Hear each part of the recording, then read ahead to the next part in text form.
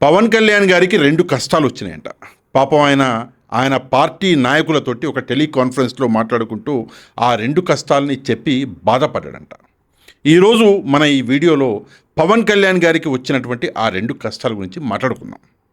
ఆ 2 కష్టాలు ఏంటిదంటే, మొదటిది వచ్చేసి ఆయన పార్టీని ఏదో దుష్టశక్తి పట్టుకుని పీడిస్తున్నదంట. ఇక రెండో కష్టం వచ్చేసి రాష్ట్రంలో ఏం జరిగినా దాన్ని నాకు ఆపాదించి సోషల్ మీడియాలో మాట్లాడుతున్నారు అని చెప్పేసి ఈ 2 కష్టాలు ఆయన పార్టీ నాయకులకి టెలికాన్ఫరెన్స్లో చెప్పుకుంటూ పవన్ కళ్యాణ్ గారు చాలా బాధపడ్డారంట. సరే, ఈ 2 కష్టాలు పవన్ కళ్యాణ్ గారికి ఎందుకు వచ్చినాయి, ఎవరు దీని వెనకాల ఉన్నారు అన్నటువంటి నిజాలని మనం ఈరోజు నిర్భయంగా మాట్లాడేసుకుందాం. ఎందుకు అంటే, మనం చట్టబద్ధంగా నిర్భయంగా మాట్లాడుకునే అవకాశం అన్నది భారత రాజ్యాంగం మనకిచ్చింది. ఎందుకు నేను భారత రాజ్యాంగం గురించి ఇప్పుడు మాట్లాడినంటే, మన పవన్ కళ్యాణ్ గారు రాజ్యాంగబద్ధంగా నడిచేటటువంటి ఒక వ్యక్తి. మనం కూడా రాజ్యాంగబద్ధంగానే నడుచుకుంటూ మనం మాట్లాడాలి. ఇక మొదటిది, పార్టీని ఏదో దుష్టశక్తి పట్టుకొని పీడిస్తున్నది. ఆ దుష్టశక్తి ఎవరు? ముందుగా మనం మాట్లాడాలి. ఎందుకు పీడిస్తున్నది ఆ దుష్టశక్తి? ఆయన పార్టీని పట్టుకొని పీడిస్తున్నటువంటి దుష్టశక్తి ఎవరు అంటే, మోస్ట్ ప్రాబబ్లీ ఆయన కూటమికి సంబంధించినటువంటి నాయకులే, ఆయన సొంత తప్పిదాలే. ఎందుకు నేను ఈ మాట మాట్లాడుతున్నానంటే, ఈరోజు ఆయన పార్టీ కార్యకర్తలు కాదు కానీ నాయకులు ఏదన్నా మీటింగ్లు పెట్టుకుంటే ఆ ప్రతి మీటింగ్లో ఏదో ఒక రచ్చ, ఏదో ఒక రభస అనేది జరుగుతున్నది. దీనికి డైరెక్ట్గా కారణం ఎవరు అంటే తెలుగుదేశం పార్టీ. అందులో ఎట్లాంటి సందేహం లేదు. ఆ రచ్చకి, ఆ రభసకి వైఎస్ఆర్ కాంగ్రెస్ పార్టీతో సంబంధమే లేదు. కూటమి అన్నది పెట్టుకున్నది మీరు. పెట్టుకున్నాక ఈ గొడవలు అన్నది సహజం అని చెప్పేసి ఇటిట్ట దులుపుకొని వెళ్ళిపోవాలి, సిగ్గును పక్కన పెట్టేయాలి. కానీ కొంతమంది ఆ సిగ్గును పక్కన పెట్టలేకపోతున్నారు, ఉమ్మేస్తే తుడుచుకొని వెళ్ళలేకపోతున్నారు. ఎందుకంటే వాళ్ళకి స్వాభిమానం ఉన్నది. అందరూ పవన్ కళ్యాణ్ గారిలాగా ఉండాలంటే కుదరదు కదా. ఒకప్పుడు నా తల్లిని దూషించారు అని చెప్పేసి పెద్ద పెద్ద డైలాగులు పేలినటువంటి పవన్ కళ్యాణ్ గారు మళ్ళీ నిస్సిగ్గుగా చంద్రబాబు నాయుడు గారి సంకెక్కిండు. అలానే అందరూ నాయకులు ఉండాలంటే కుదరదు కదా. కొంతమందికి స్వాభిమానం అనేది ఉంటుంది. వాళ్ళు ప్రశ్నిస్తారు, వాళ్ళు గొడవకు దిగుతారు. మేము కష్టపడుతుంటే మా కష్టాన్ని ఏం చేస్తున్నారు మీరు అని చెప్పేసి ప్రశ్నించడము, గొడవలు జరుగుతుంటే పవన్ కళ్యాణ్ గారు ఆ గొడవల్ని చూసి పార్టీని ఏదో దుష్టశక్తి పట్టి పీడిస్తున్నదని చెప్పేసి ఒక కంక్లూజన్కి వచ్చిందంట. మరి నేను పవన్ కళ్యాణ్ గారికి ఒక చిన్న సలహా ఇవ్వాలి. దయచేసి మంచి పూజలు ఏమైనా ఉంటే చేయండి సార్ ఒకసారి. అంటే దుష్టశక్తి ఎప్పుడైనా పట్టుకున్నప్పుడు మనం పూజలు, హోమాలు చేస్తే ఆ దుష్టశక్తి అనేది వదిలిపెట్టి పారిపోద్ది. దయచేసి ఒకసారి హోమాలు చేయండి. హోమాలు చేస్తేనన్నా చంద్రబాబు నాయుడు గారు మిమ్మల్ని వదిలేస్తారేమో అని చెప్పేసి నాకు ఒక నమ్మకం అనేది ఉన్నది. నమ్మకం మీ మీద కాదు, దేవుడి మీద. హోమం చేస్తే దేవుడు మీకు ఈ దుష్టశక్తి ఏదైతే పట్టుకుందో ఆ దుష్టశక్తి నుంచి మిమ్మల్ని తప్పిస్తాడు. దయచేసి ఒకసారి ఆలోచించండి. ఇది ఒక పెద్ద రాజకీయం. ఈ రాజకీయంలో చంద్రబాబు నాయుడు గారు తల పండిపోయి ఉన్నాడు. ఎప్పుడైతే పవన్ కళ్యాణ్ గారి పేరు కొంత పైకి లేస్తుంది అనుకుంటాడో అప్పుడు ఏం చేయాలో చంద్రబాబు నాయుడు గారికి చాలా బాగా తెలుసు. సరే, లోకేష్ గారు అంటే ఇప్పుడిప్పుడే రాజకీయాల్లోకి వచ్చారు, ఆయనకంత అనుభవం లేకపోయినా చంద్రబాబు నాయుడు గారికి ఎవరిని ఎలా ఎప్పుడు వాడుకోవాలి, వాడుకున్నాక ఎలాగ పక్కకి తప్పించాలి అన్నది చాలా బాగా తెలిసినటువంటి, వెన్నతో పెట్టినటువంటి విద్య. సీనియర్ ఎన్టీ రామారావు గారిని పక్కకి తప్పించండి. మీరంతా సింపుల్గా అర్థమయ్యేటట్టు చెప్పాలంటే తప్పుగేమనుకోవద్దు. జస్ట్ తెలంగాణ భాషలో ఊకల ఈక, తెలంగాణలో అంటారు ఊకల ఈక అంటారు. అది మన పరిస్థితి. అందుకే ముందు ఆ పట్టుకున్నటువంటి ఆ దరిద్రం ఏంటో, ఆ దుష్టశక్తి ఎవరు అన్నది కనిపెట్టండి. దాని తర్వాత ఆ దుష్టశక్తి మీద కొన్ని హోమాలు, పూజలు చేయిస్తే ఆ దుష్టశక్తి మిమ్మల్ని వదిలిపెట్టి 100% పోద్ది. ఇది మొదటి అంశం మనం మాట్లాడుకునేది.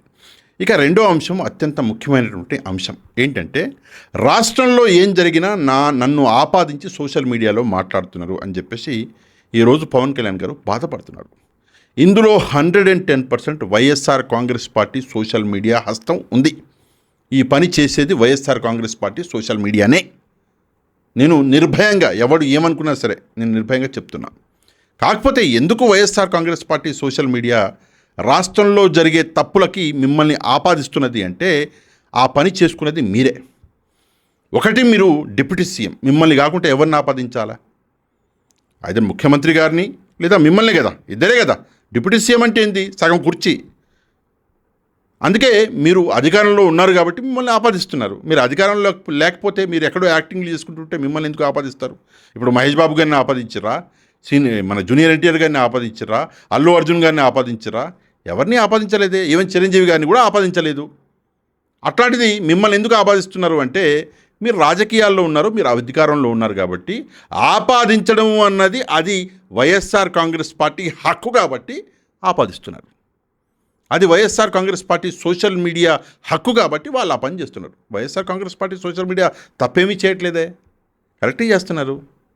ఇదొకటి. రెండవది, ఎందుకని చెప్పేసి టార్గెటివ్గా మిమ్మల్ని మాట్లాడుతున్నారు అంటే దీని వెనకాల మీరు చేసిన ఒక పెద్ద రచ్చ ఉంది.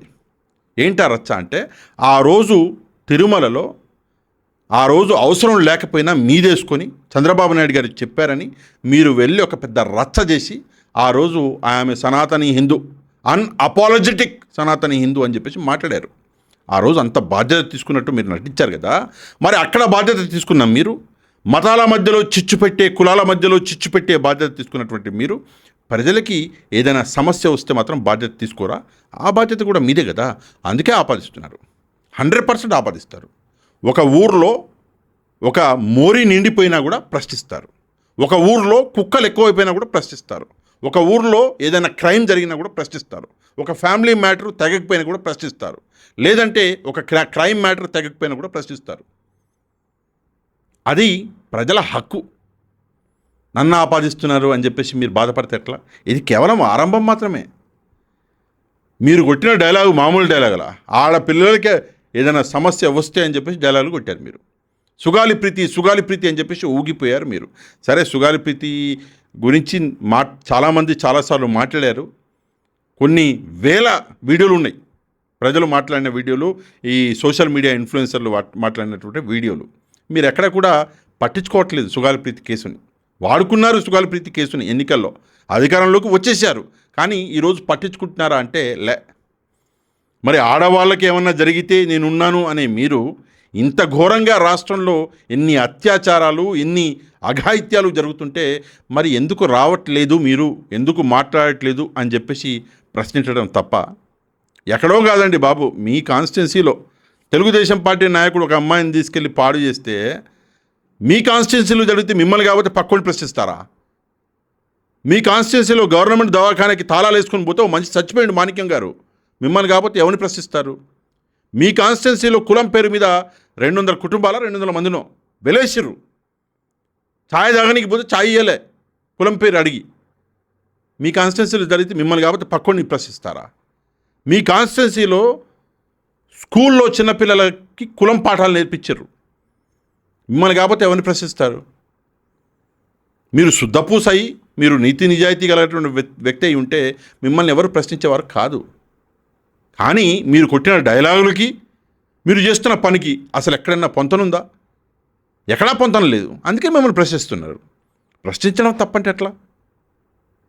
రాజకీయాలనంగా అంటే చాలా అవుతాయి పవన్ కళ్యాణ్ గారు. ఇది ఒక బాల్ కింద నేల మీద నిలబడి పైకి మనం విసిరేసామనుకోండి, మ్యాక్సిమం లెవెల్ వరకు వెళ్తుంది. టీమ్యాక్స్ అంటాం మనం, అంటే మెడికల్ భాషలో. అక్కడికి వెళ్ళి మళ్ళీ పడుతుంది, గ్రావిటీ ఉంది కాబట్టి. మీరు టీమ్యాక్స్కి వెళ్ళారు. ఇప్పుడు రేపు పొద్దున్న గ్రావిటీ ద్వారా కిందికి వచ్చేటటువంటి కార్యక్రమం అన్నది ఉంటుంది. ఇది హనీమూన్ పీరియడ్ అంటే మరి తప్పుగా అనుకునేది అది కాదు.